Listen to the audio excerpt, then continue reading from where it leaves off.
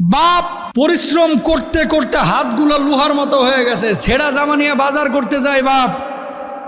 একটা জিনিসের দাম জিজ্ঞেস করে, এখানে এক দাম, আরেক জায়গায় আরেক দাম, আরেক জায়গায় আরেক দাম।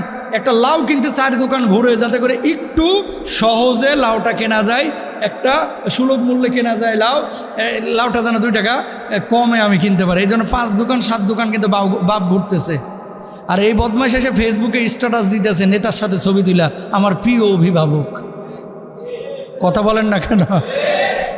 বাপ ঘাম ছুটে ফেলাইতেছে রিক্সায় পেডাল মারতে মারতে, বাপ চাকরি করতে করতে লুঙ্গি মুঙ্গি ছিঁড়ে ফেলাইতেছে, বাপ জামা ছিঁড়ে ফেলাইতেছে, বাপ সন্তানের জন্য পরিশ্রম করতে করতে তুলার মতো হাতগুলো লোহার মতো হয়ে গেছে রাজমিস্ত্রি কাজ করতে করতে।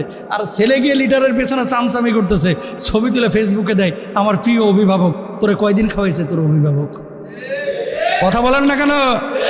প্রিয় ভাইরা আমার, অবশ্যই যারা সত্য লিডার তাদেরকে আপনি মানবেন, লিডারের কাছে যাবেন যার কাছে দিন শেখা যায়, যার কাছে মানুষের মানবতা শেখা যায়, যার কাছে গেলে মনুষ্যত্ববোধ শেখা যায়, যার কাছে গেলে দেশ প্রেম শেখা যায়, যার কাছে গেলে মানুষের প্রতি ভালোবাসা মায়া শেখা যায়।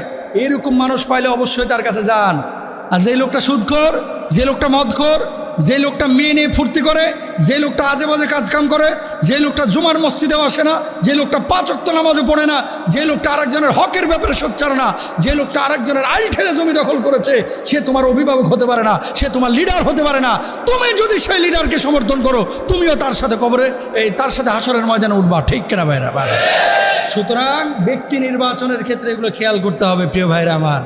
হ্যাঁ, তোমার বাপ 26 বছর তোমার জন্য কষ্ট করতেছে, বাপরে কোনোদিন একবারও বললা না আব্বু তুমি আমার প্রিয় অভিভাবক, আব্বার জন্য কোনোদিন মনটা তোমার কাঁদে না। আর ওই চটি লিডারের জন্য তোমার কলিজাটা ফাইটে কান্নে আসে, বুঝতে হবে তোমার ভেতরে সমস্যা আছে প্রিয় ভাইরা আমার। আবারও বলে, আমি লিডারের বিপক্ষে না, আমি পাপিষ্ট লিডারের বিপক্ষে। সৎ লিডারের সঙ্গে থাকবেন যারা আল্লাহকে পছন্দ করে, নবীকে পছন্দ করে, নামাজকে পছন্দ করে, কোরআনকে পছন্দ করে। ইনশাআল্লাহ জোরে বলেন।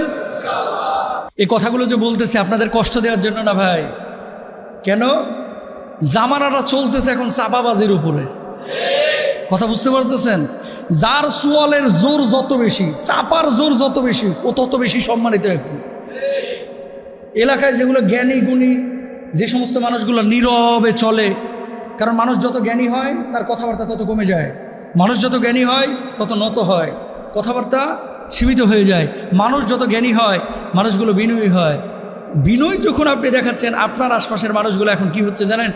লোকটা বুঝে না, সহজ সরল, অথর্ব, এরকম আছে না নাই? জোরে বলেন। অত্যন্ত সহজ সরল লোক, এরা পাত্তা দিতে চায় না, এরা বেল দিতে চায় না, এরা ধাক্কা মেরে চলে যায়, এরা মনে করেন টাচও করতে চায় না, এরা সালাম কালামও দিতে চায় না, খুব সহজ সরল, বুঝে না কিছু। আর যেটা চাপার জোর আছে, এটার বাপ রে বাপ কিচ্ছু করে না, কিন্তু খালি 2 চোয়ালের মাছ দিয়ে, জিব্বা যে আল্লাহ দিয়েছে এটা দিয়ে খালি চাপাবাজি করে।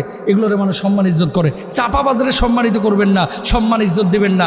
আল্লাহওয়ালা যেটা মানুষের জন্য কাজ করে, দেশের জন্য, দিনের জন্য, এরা সম্মান দেবেন ইনশাআল্লাহ বলেন।